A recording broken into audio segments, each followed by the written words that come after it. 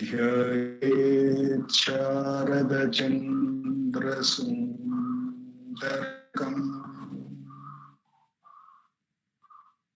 ताम्रारविन्देक्षणम् भक्ताभीष्टवराभयप्रदकरम् कौपीनमात्रोज्ज्वलम् स्वात्मानन्दरसानुभूतिविवशम् सर्वानवद्याङ्गकम् श्रीमन्तं श्रीरमणेश्वरं गुरुवरम् योगासनाध्यासितम् ध्यायेत् श्रीरमणेश्वरम् ध्यायेत् श्रीरमणेश्वरम्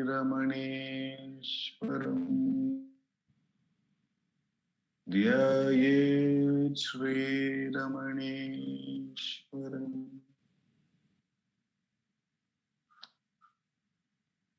हृदयकुहरमध्ये केवलं ब्रह्ममात्रम्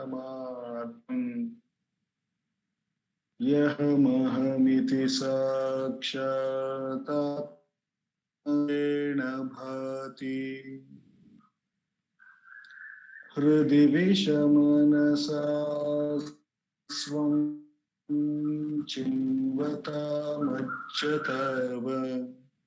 पवनचलनरोधा आत्मनिष्ठो भवत्वम्।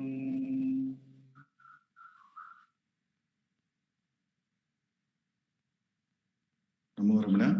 We will start the Friday Atma Vichara session by listening to Bhagavan's. As usual, we have been reading from the book Ramana Answers, Self-Enquiry 1900 to 1950, a compilation of all the answers by Bhagavan on the subject of Atma Vichara, and the compilation by our founder, President Sri A.R. Natarajanji. After listening to Bhagavan's Upadesham in this and contemplating on it by His grace, we will do meditation for 20 minutes. We do the Atma Vichara for 20 minutes.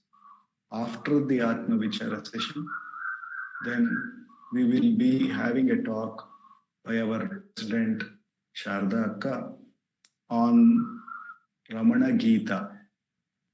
This is a question answer series in Sanskrit.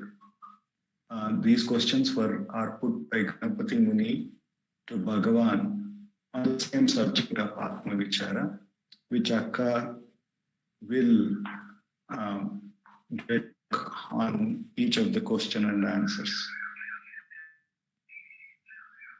And finally, we have the concluding prayer. In the series of questions that we are meditating on from this book, Self-Enquiry 1900 to 1950, we have come to question number 68, and both the question 68 and 69 are connected. So I am going to read both the question and answers. The devotee asks Bhagavan, how controlled? To which Bhagavan says, what do you call mind? The question is, how is the mind controlled? To which Bhagavan puts a counter question, what do you call the mind? Devotee says, when I sit down to think of God, thoughts wander away to other objects. I want to control those. So that's what he means by mind control. He says, when I sit down to think of thoughts wander away to other objects. I want to control those thoughts. Bhagavan says in the Bhagavad Gita, it is said is the nature of the mind to wander. One must bring one's thought to bear on God. But the mind is controlled and made steady. The wavering of the mind is a weakness arising from the dissipation of its energy in the shape of thought. When one makes the mind stick to one thought, the energy is conserved and the mind becomes stronger. I read Bhagavan's answer on the question about mind control. Bhagavan says in Bhagavad Gita, it is said that it is the nature of the mind to wander. One must bring thought to bear on God. By long practice, the mind is controlled and made steady. The wavering of the mind is a weakness arising from the dissipation of its energy in the shape of thoughts. When one makes the mind stick to one thought, the energy is conserved and the mind becomes stronger. In these two question and answers, we see Bhagavan giving us the solution to our problem, which is very predominant in this waking state, which is that the mind doesn't stick with one thing. Even though we may be doing one activity, the mind may not be with that activity. The mind may be wandering with its own imagination, with its own thought process. And therefore, there comes somewhere in this wandering a recognition, a revelation that I was doing something, but the mind went away in some other direction or pursued some other objects or some other thoughts. That recognition comes. Recognition comes. If the mind is wrong, even very next second, the mind may again get carried away, again thinking, why did I get disturbed? And then a series of thought in that direction. So sometimes we find that there seems to be no remedy to it. And especially if you have been in the spiritual path, been practicing this spiritual journey quite some time, then it becomes even more frustration that we have not made much of the progress. So Bhagavan is giving here two things that we should watch out for. One is that the mind, as Krishna says, its job, its nature is to wander, but can be controlled by only making its energy conserved. This is the important clue Bhagavan is saying here. And this energy is conserved not by doing something, but by keeping it one-pointed. How do we keep it one-pointed? Bhagavan gives us the Atma Vichara. He says actually two things. One, bring the thought to bear on God. So that is one way. Just bring the thought back to the source, to the God, to the self that is within. And make it always one-pointed. Make it attend to the God alone. So how do we make it happen? How do we make this happen? And therefore we conserve the energy. How are the energy getting dissipated? It is getting dissipated, Bhagavan says, because in the form of thoughts. And that is the problem. And the more the energy is dissipated, it loses the strength to be one-pointed. So Bhagavan is saying, in such a state, what one should do is to conserve that energy. One should bring it back to to bear only on the God. That is the God, the good is all one and the same. So in order to do that, Bhagavan says that whenever we are seeing that these thoughts are quite rampant and running in ourselves, and we are not able to, and we are seeing the dissipation of energy, and it is not keeping us happy. It's making us worry about the way it is running around. Bhagavan says, bring it back to bear on God. And it can be done in many ways.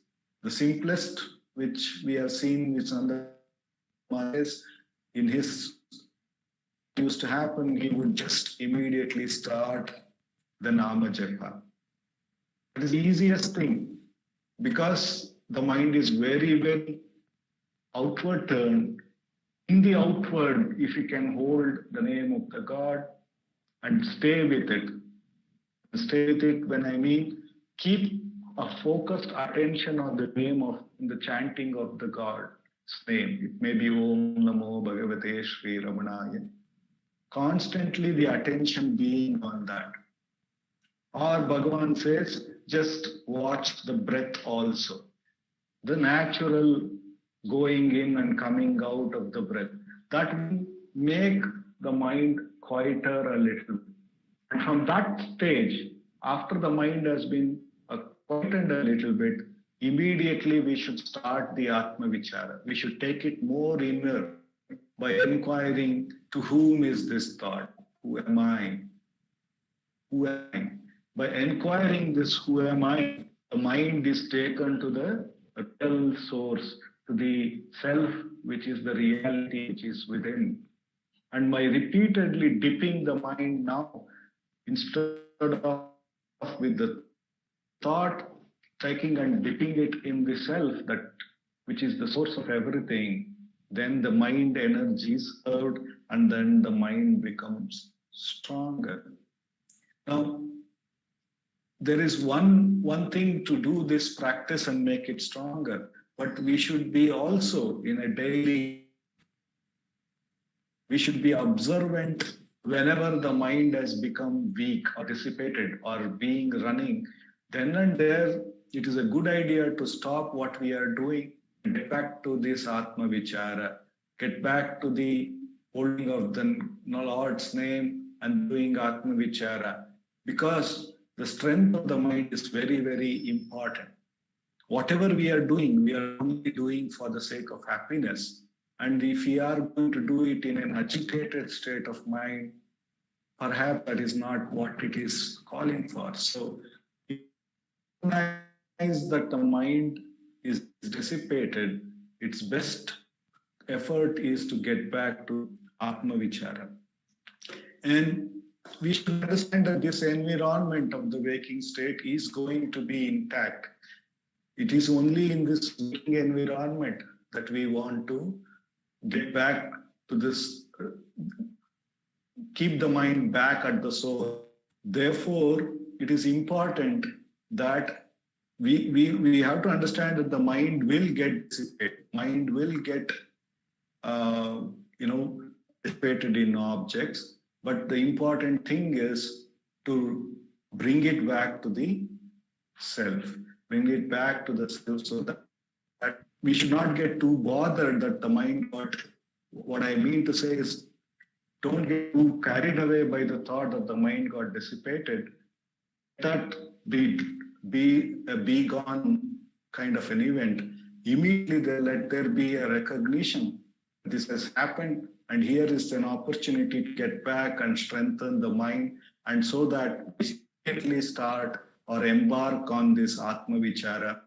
If doing Atma Vichara is also little difficult for us, then we can start off with the Nama Japa or a breath, watching of the breath, and therefore the mind quietens down a little bit. And from that point, from that stage, we start the Atma Vichara and make sure mind strength is heated, that it becomes one-pointed and aims at the source. And this practice is constantly required until Bhagavan says that the one-pointedness remains stable. Even in the midst of all activity, that one-pointedness needs to be there. So until that one-pointedness comes naturally, we should continue to do this practice of Atma Vichara. So we should recognize how long should we do Atma Vichara. We should see that one-pointedness should be natural to us. Until that one-pointedness becomes natural, the Atma Vichara is led. If the Atma Vichara cannot be started, then the Nama Japa or breath control to quieten the mind, and then from there to doing the Atma Vichara, and from there to be steadily abided in the self. These are the ways to bring the outward turn back into the self and finishing it, making it abide in that. This is the path Bhagavan has given us through Atma Vichara. With the immense grace, for the next 20 minutes, let us do Atma Vichara. In Atma Vichara, no matter how many thoughts rises, no matter what kind of thought they may be, the good, bad, or ugly, we need to understand that it is the dissipation of mind energy.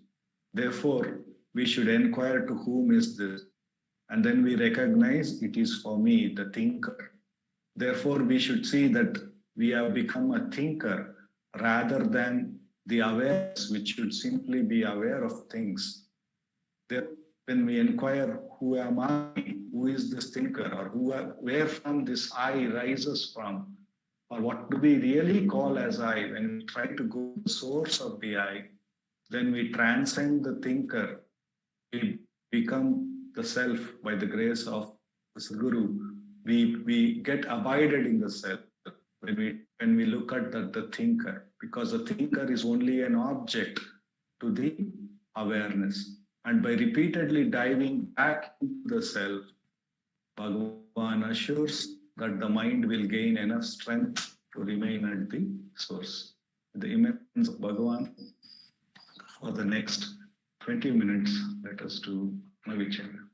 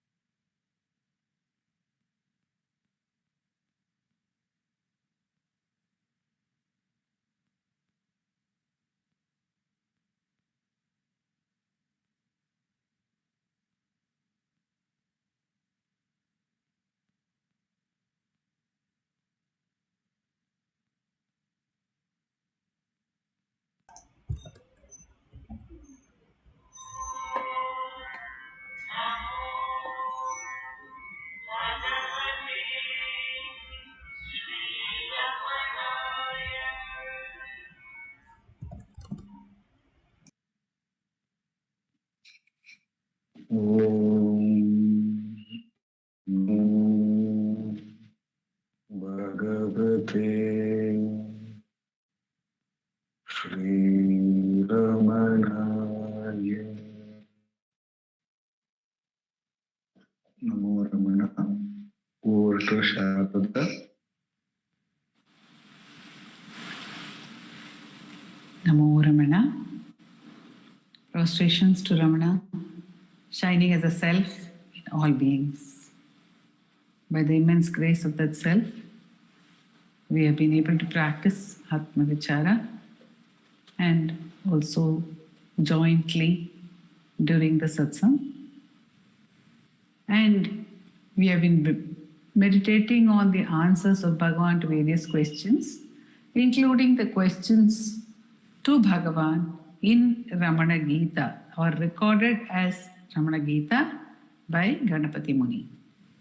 And we were meditating on the question answers in the first chapter of Ramana Gita, which is called Upasana Pradhanya Nirupanam, which is about the importance of Upasana or practice, normally defined as practice. But Bhagavan says Upasana is abiding in the self. So the importance of abiding in the self. He says, only if you abide in the self, you will become free, totally established. One must keep on getting back to the self and abide in the self. Abhyasa kale sahajam sthitim prahur upasanam. The same sahaja sthiti, when it is steady, when there are no changes, that is called upasana, says Bhagavan, during the stage of practice, abhyasa kale, during the stage of practice. Then further, Muni had asked Bhagavan how to recognize a person of steady wisdom. What is the steady wisdom? Who is a person of steady wisdom? And Bhagavan said in answer to the fourth question, Sarva Bhuta Samatvena Lingena Jnanamuhyatam. The symbol of Jnana, symbol of steady wisdom, is equality towards all beings.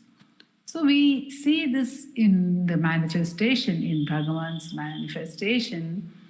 We see him being equal to every living being, accepting all living beings, not rejecting anyone or anything. In fact, when he was in the Patala Lingam, vermin were eating away his thighs. He did not reject those vermin also. When he was in Gurumurtam, ants were climbing on his body constantly. Many might have been biting him also, but he did not reject it. So there was no rejection of any living being, the total acceptance of all beings, including the vermin which were eating away his body. And this is springing from his abidance, steady abidance in the self. Bhagavan says, where there is no other is there, only the self is there. If the self alone is there, then whom to accept and whom to reject, or what to accept and what to reject. In surrender also, Bhagavan says, Kurayum gunamum ni allal annamalayai adiyenai anda andreyaviyudal kondai. You have completely taken me over. And as you have taken me over, everything is you now. The good is you and the bad is also you. When the good is you and the bad is you, where is the demarcation between the good and the bad? Where is the demarcation between one and the other? Where are differences? There will be no differences at all. So it is Sarva Bhuta Samatva. In today's answer, which Dilip was meditating upon, Bhagavan's answer, Bhagavan says that we must have the Eka Chintana, that one-pointedness of the mind, to get rid of its dissipation. So how does one become one-pointed? The aid which was suggested is to do the Nama Japa, to repeat the name. Nandakumarji often tells us that once during a Giri Pradakshina, when he and the group of devotees were meditating on Upadesha Saram, they came up to the verse Ashtamurtibrit Deva Pujanam. So he said that if all the 5 elements and all the living beings and the sun and the moon are all only manifestations of the Supreme Being. They're all only forms of the Supreme Being. So if we call that Supreme Being by a name, say if we call that Supreme Being by the name Ramana, then when we look at the sun, we will say Ramana. When we look at the moon, we will say Ramana. When we look at the sky, we will say Ramana. When we look at the earth, we will say Ramana. When we look at the fire, we will say Ramana. When the wind blows, we will say Ramana. All are known only as Ramana. Because Ashtamurtibrit and all living beings, the tree will be Ramana, the animals will be Ramana, the insects will be Ramana, everything will be Ramana Mayam. Then there is only one Chintana. There is no duality, no multiplicity, there is nothing at all. There will be the single pointedness. Swami Ramdas called Papaji, Papa Ramdas. He called Papa Ramdas. He had this experience when he came to Bhagavan. And then he went up to meditate on Arunachala and he had this experience. And he writes that he was so Rama mad that he became intoxicated with Rama. He saw the tree as Rama and went and hugged the tree. He saw the cowherd boy as Rama and went and hugged the cowherd boy. And that is the state in which he was. And he says, they were startled, but for him, everyone was Rama. Purandaradasa has a song, a very sweet song, in which he says, Alli nodalu Rama, illi nodaru Rama. Yellalli nodidaru, allalle Sri Rama. Wherever one looks, there Rama. When was this? Purandaradasa says in the Rama Ravana Yuddha, what happened? The Vanaras were losing heart. They looked as if they would become discouraged. The Asuras seemed to be winning. Then Rama thought, I should not remain as the Aham Manusham Manye, I am only a man, I am only a human being, which he always declared. I should not now remain as that. Thinking thus, Jagavella Tanada. He became everything. Tanada, it is said. But Bhagavan says, he is already everything. But he manifested himself in everything. And what happened? Then all the Vanaras simply hugged each other. Oh, Rama is standing next to me. Like that, they were so elated. They could see Rama wherever they turned next to themselves. And they were hugging each other in ecstasy. And the Asuras thought, oh, Rama, the person next to me is Rama. And they killed the person next to themselves, thinking it is Rama. But the point is that everything became Rama Maya. There was nothing other than Rama. And then that is a point in our thoughts also. We dwelt upon it last time, that everything, every thought is Chit Maya, Chin Maya, Chit Shakti. It's only a manifestation of Chit Shakti. It is a light of consciousness that manifests as a thought. What other thing is there within us? What other stuff is there other than consciousness? For the thought to be anything apart from consciousness. So, everything is that one consciousness, says Bhagavan. When we look at that, when we look at all our thoughts as one, or we simply hold on to one thought because we love it so much, like the mantra japa, to the exclusion of all other thoughts. Eka chintanat nashametyadaha, Bhagavan says of the mind. If we hold on to that single thought, then automatically all the diversions, all the multiplicity will fall away with the ripening of that practice. And then what will happen is that thought also, because there is no other than that thought, because it's a single thought, it will disappear. Because the appearance and disappearance means there is multiplicity, there is duality. When there is no duality, it will also disappear. That is how the mantra sadhana is practiced. And Bhagavan says that one can practice the mantra sadhana by turning to the source from which the mantra arises and watching the mantra as it rises and as it subsides, whereby slowly the attention will move to the substratum or the source from which the mantra is rising and setting. So Bhagavan says this is the quality of a sthita prajna. But we were meditating that what is the quality of a sthita prajna is something for us to practice. Just as Bhagavan says that even surrender can be practiced as partial surrender. So it is not possible to surrender fully. We can practice partial surrender, says Bhagavan. So that practice of unity in all things, it would be a thought.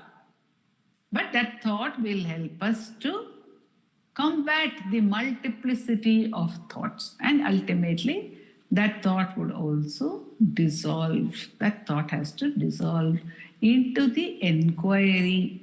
For whom is this thought? For whom is this thought? That enquiry will arise and one will realize that the I is also not any different. It's also a mere thought. And with that, the I will also get dissolved with that questioning.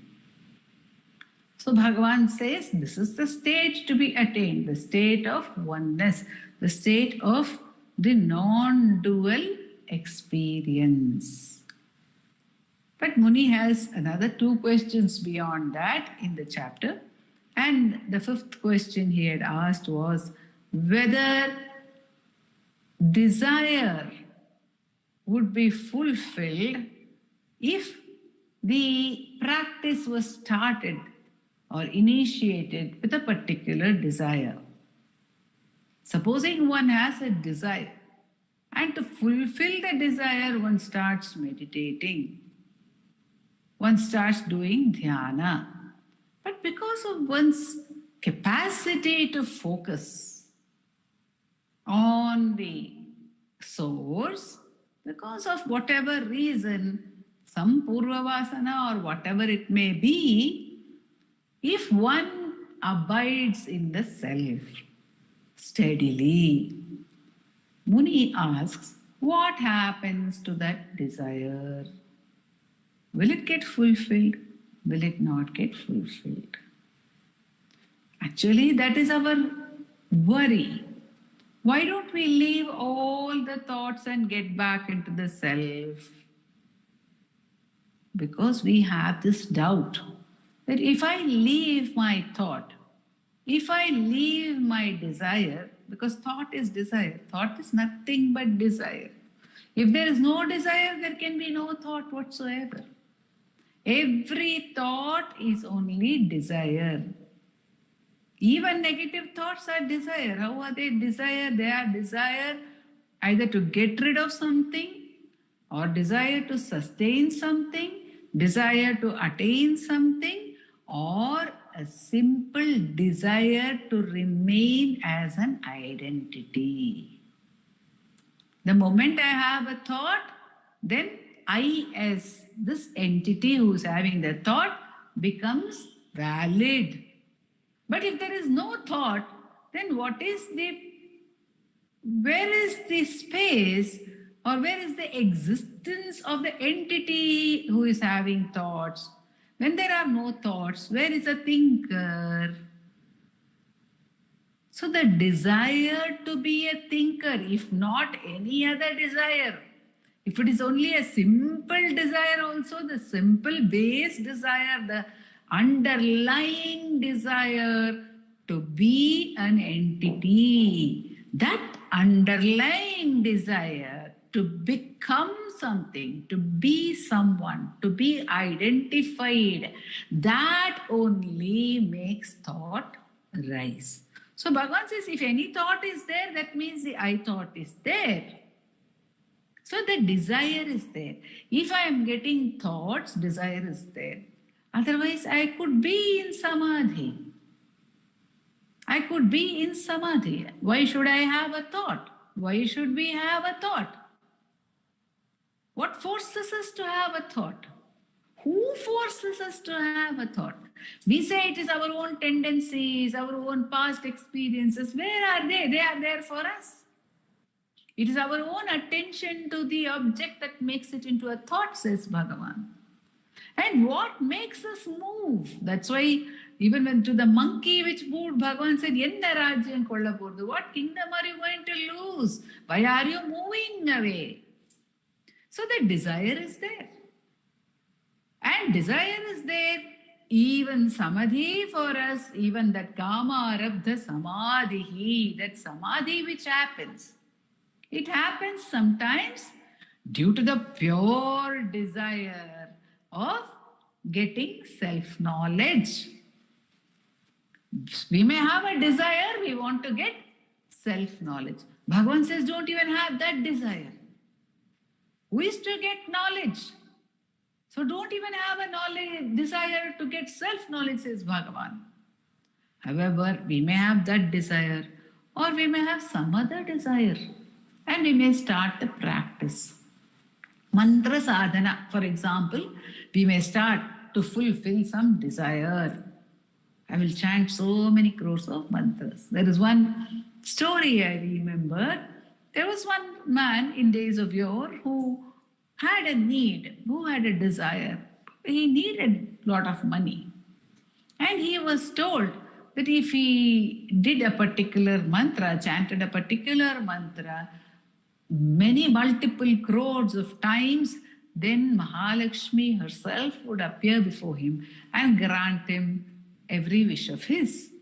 So he went away to a secluded place in the Himalayas and he started his practice. And his need was intense and his capacity to focus was also intense. So he started doing this mantra and he did it and he did it and he did it. And he finished that number of crores. But Mahalakshmi did not appear before him. So then he thought maybe I had made a mistake in my counting, because so many crores when you have to count, maybe you have missed out some.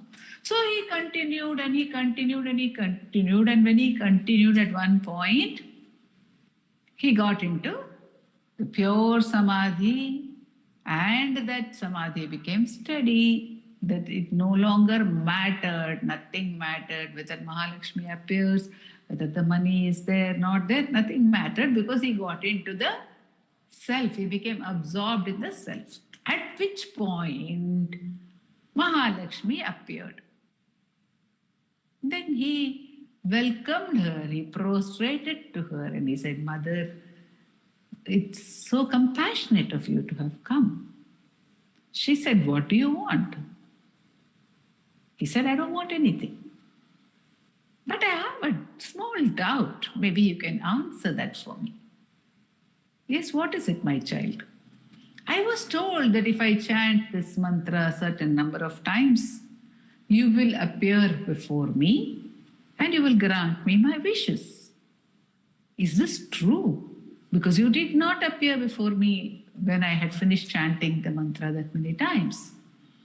Then she smiled and she said, I could see that your intensity was such that you could go beyond the desire. So, even though it is true that the practice of that many number of times of the mantra should bring me in front of you, I kept myself away so that you do not stop with the mere fulfillment of your wishes. So she allowed him to get to the fruition. Now, once she gets to the fruition, what happens? Muni is asking. So what happened to his desire?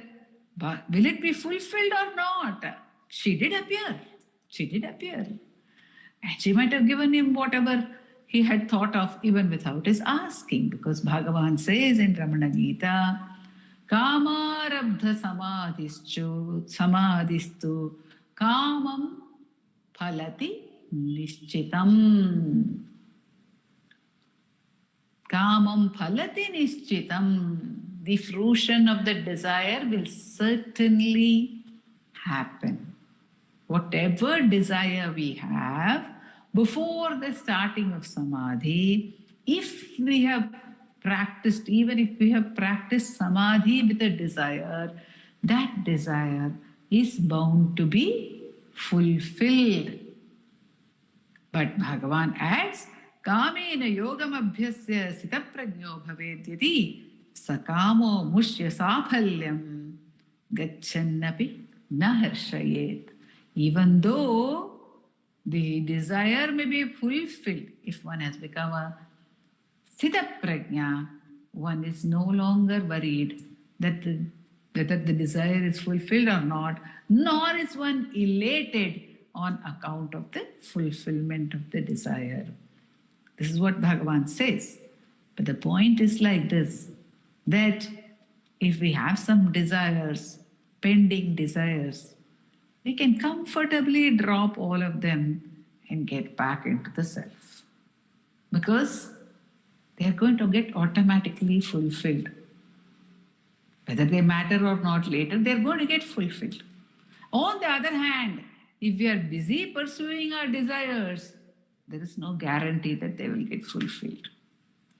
So Bhagavan is sweetly enticing us back to the self, saying, don't worry as to what will happen to all your desires. I need to finish this, I need to finish that, I need to do this, I need to do that, I need to get there, I need to... So many things that we need to do, which are all desires, they'll all get fulfilled. Don't worry. Get back into the self. Get back into the self. Bhagavan is saying, Atmanishto bhavatvam. Atmanishto bhavatvam. That is his abounding love and grace. Om Namo Bhagavate Sri Ramanaya.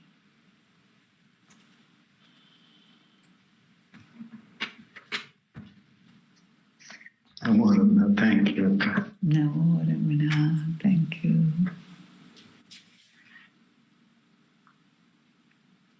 Apara Satchit Sutavaridashe Yasyor Mimatram Samastam Guhahitam Tam Ramanam Gaviram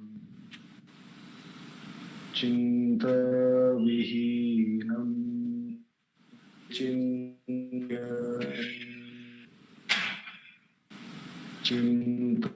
Vihinam Hridi